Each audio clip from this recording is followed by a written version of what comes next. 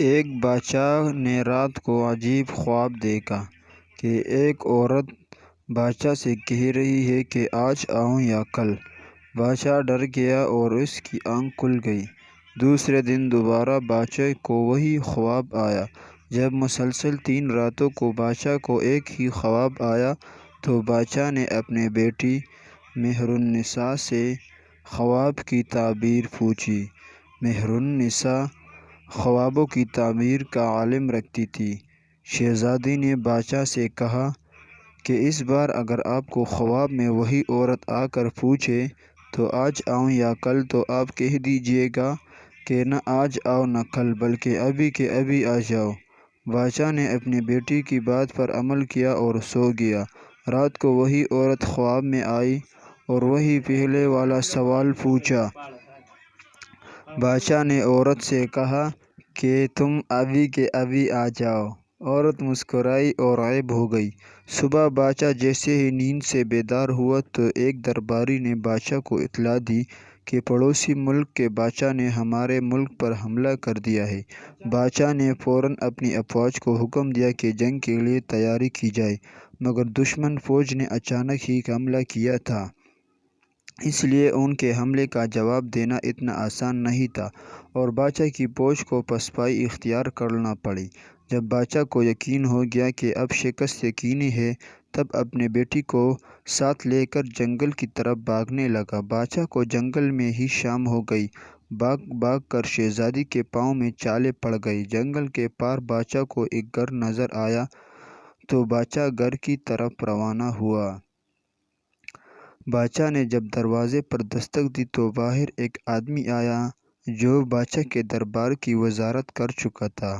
اس نے بادشاہ کو اندر آنے کا کہا۔ بادشاہ نے وزیر کو سب بتا دیا تو وزیر نے کہا کہ آپ جتنے دن چاہے میرے گھر میں رہ سکتے ہیں۔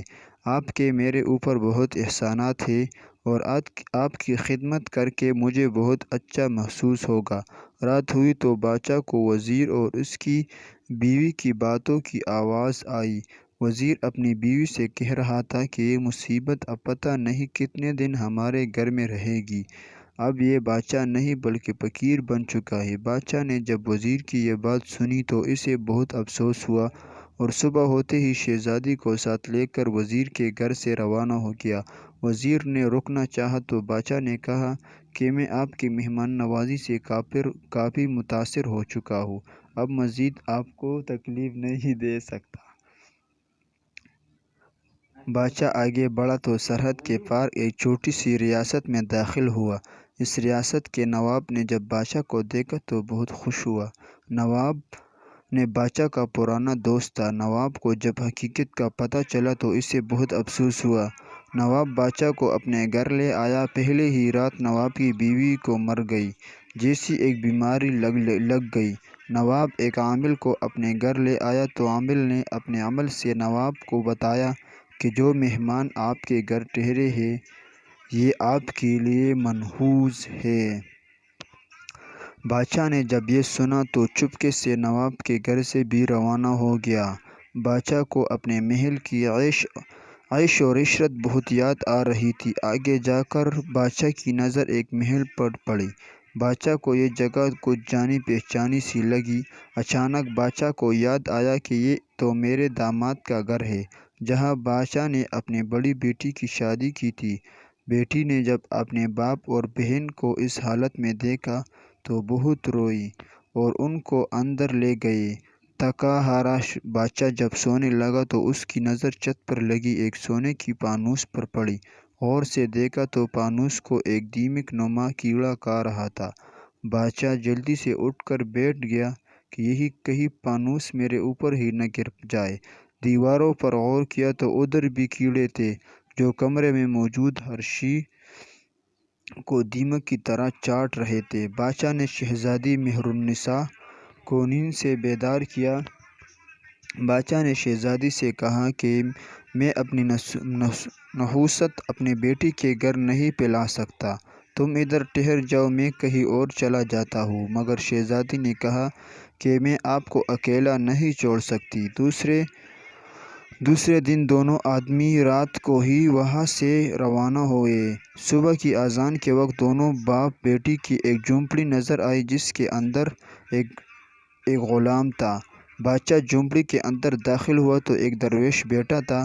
بادشاہ نے درویش کو سلام کیا تو درویش نے کہا، تم نے خواب میں عورت کو آج ہی بلا کر کہا، اگر کل بلاتے تو مشکل میں پھنس جاتے۔ بادشاہ درویش کی بات سے حیران ہوا۔ درویش نے کہا کہ تم نے خواب میں جو عورت دیکھی تھی وہ اصل گردش تھی، جو برا وقت لے کر پوچھتی تھی کہ آج آؤں یا کل۔ شہزادہ مہرالنساء جانتی تھی کہ بڑھاپے میں اگر آپ پر کوئی آزمائش آئی تو آپ برداشت نہیں کر پاتے، اس لیے آپ کی بیٹی نے آپ کو مشورہ دیا کہ ابھی آنے کا کہو، مگر اب تمہارے لیے اچھا خبر یہ ہے کہ برا وقت اب ختم ہونے والا ہے۔ آپ کے وزیر نے فوج کو دوبارہ متحد کیا اور فوج دشمن پر حملہ کیا، جس کی وجہ سے دشمن فوج پیچھے ہٹنے پر مجبور ہو گئی۔ وزیر آپ کی واپسی کا انتظار کر رہا ہے۔ بادشاہ یہ سن کر خوش ہوا اور خدا کا شکریہ ادا کیا۔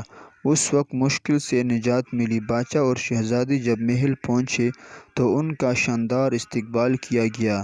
کسی بھی مشکل گھڑی میں اگر صبر سے کام لیا جائے تو اچھا وقت بھی ضرور آتا ہے۔ مشکل وقت خدا کی طرف سے آزمائش ہوتی ہے اور مشکل کے بعد آسانی بھی ہوتی ہے۔